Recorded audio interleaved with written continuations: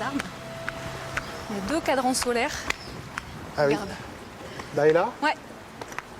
Et pourquoi il y en a 2? C'est un peu bizarre, non? Bah parce qu'en fait, c'est le cœur de Briançon, donc potentiellement, il pouvait y avoir assez de monde. Et en fait, les 2 sont complémentaires puisqu'ils couvrent des plages horaires un peu différentes. Alors celui-là, il est assez intéressant parce que tu vois, il y a plein d'écritures dessus, qu'on appelle des devises. Elles sont la plupart en latin et celle du bas est assez instructive parce qu'elle raconte en fait l'histoire de cet endroit. Elle dit « L'ombre qui dirige le soleil veille aux travaux de Thémis, de Mars et aux affaires commerciales du Forum ». Et en fait, ce bâtiment sur lequel est dessiné, enfin est peint plutôt, le cadran solaire, c'est la maison de la justice. La place d'Armes, c'était une place dédiée à la guerre, puisque c'est là que les troupes se rassemblaient, que les soldats étaient passés en revue notamment. Ouais. Et puis c'était aussi la place des Halles, où avaient lieu les activités Donc commerciales. c'est l'hypercentre de Briançon, Exactement, médiéval. on ne peut pas faire plus central. Ouais. C'est un petit côté à la fois italien et provençal et en même temps montagnard. C'est un drôle de C'est mélange. ça, c'est un mélange un peu atypique, ce qui fait l'identité un peu de Briançon. Si la place du marché est un point de rassemblement incontournable, l'église l'est tout autant.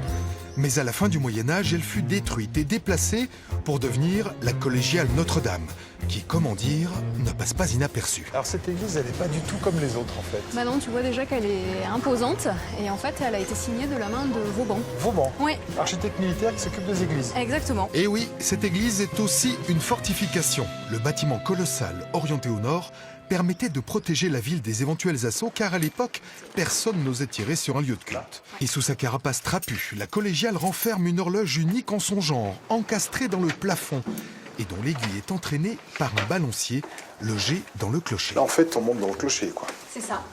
On va faire une petite bricole pour que la pendule puisse être à l'heure.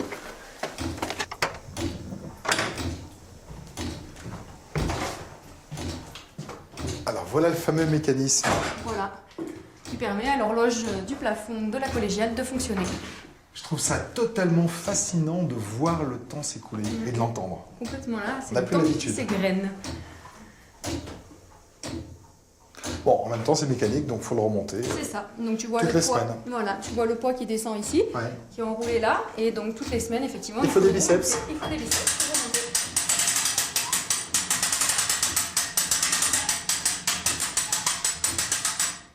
Et dis-moi, j'ai vu l'horloge, donc elle est au plafond. C'est quand même la première fois de ma vie que je vois une horloge au plafond. Alors ça c'est quelque chose d'assez atypique effectivement. On connaît ça qu'à Briançon.